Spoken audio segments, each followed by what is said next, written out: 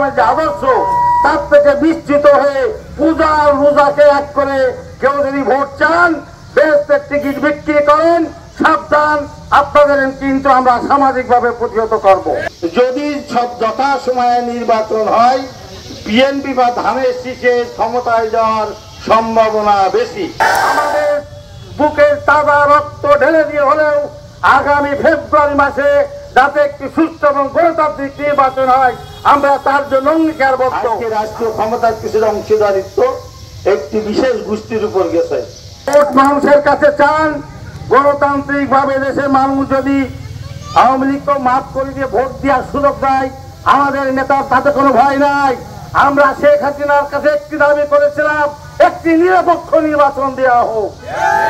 আমরা এখন সেই দাবিটা দেশে একটি নিরপেক্ষ নির্বাচন হবে, সকল দল সেখানে অংশগ্রহণ করবে।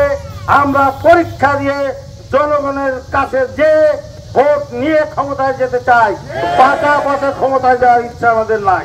অতএব সকল দলকে আমি সংযত এবং সাবধান করতে চাই। গণতান্ত্রিক যাত্রা মানুষ স্বপ্ন দেখছে, 17 বছর মানুষ ভোট দিতে পারে না।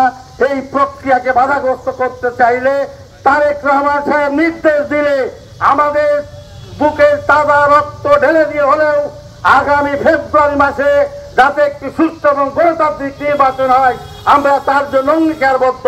আমাদের চেয়ারম্যান ভারপ্রাপ্ত যে নির্দেশ দিবেন আমাদের বুকের রক্ত তাজা রক্ত ঢেলে দিয়ে হলেও আমরা তার কথার আনুগত্য থাকবো এবং তারেক রহমানের নির্দেশ মোতাবেক একটি সুস্থ নির্বাচনের ব্যবস্থা করবো। আপনারা বিভিন্ন কে কি করছেন, কোথায় গেছিলেন সবাই জানে। আপনার কর্মীদেরকে সাবধান করে দেন, কোন রকম কোন বাজে কথা কোনো বাজে কমেন্ট করলে এইটা কিন্তু আপনার পর্যায়ে বর্তাবে, তখন কিন্তু আমাকে কিছু বলতে পারবেন না। কারণ এই মানুষ আমাকে ভালোবাসে, এরা আমার জন্য জীবন দিতে পারে।